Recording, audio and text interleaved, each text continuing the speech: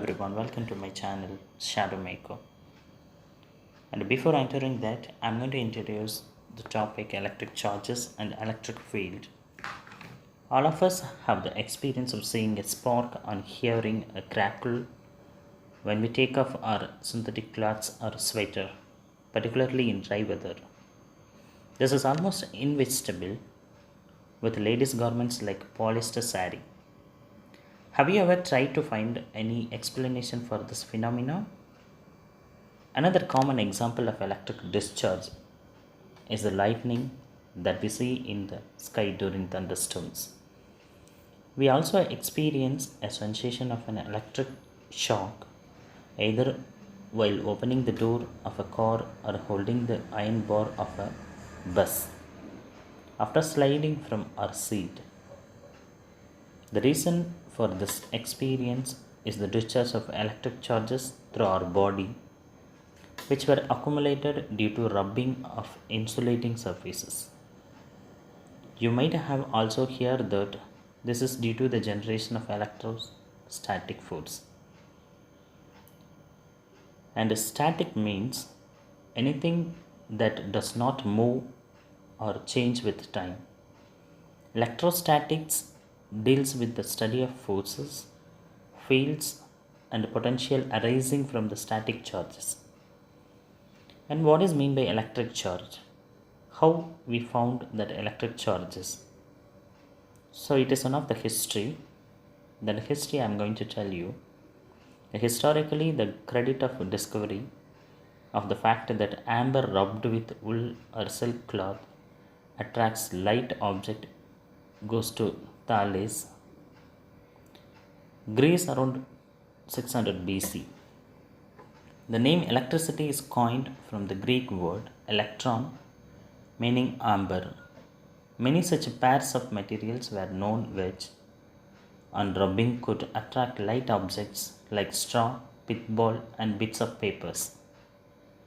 And you have such kind of experience when you are going near to the TV screen or computer monitor, you would have experienced the charges. And it was that if two glass rods rubbed with wool or silk cloths are brought close to each other, they repel each other. And two strands of wool or two pieces of silk cloth with which the rod were rubbed also repel each other. However, the glass rod and wool attract each other. Similarly, two plastic rods rubbed with a cat's fur repelled each other, but attracted the fur. On the other hand, the plastic rod attracts the glass rod and repel the silk or wool which the glass rod is rubbed. The glass rod repels the fur, and if a plastic rod rubbed with fur is made to touch two small pith balls suspended by silk or nylon thread, then the ball repel each other and are also repelled by the rod.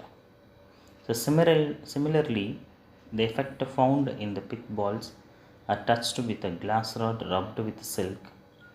A dramatic observation is that a pith ball touched with the glass and attracts another pith ball touched with a plastic rod. So from this, we are going to come to the conclusion that like charges repel and unlike charges attract each other. And this experiment also demonstrated that the charges are transferred from the rods to the pith balls on contact. And you know one thing, how we can charge the object.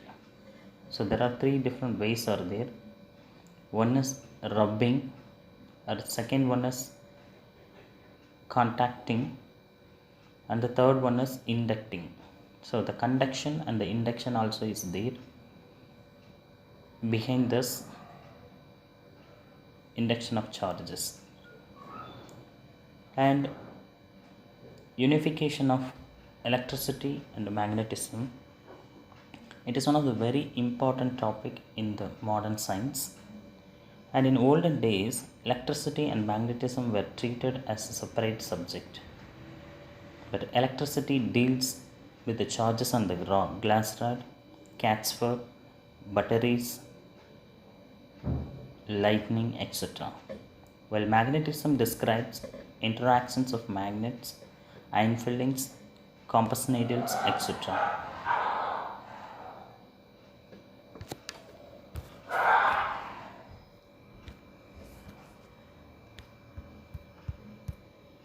Thank you.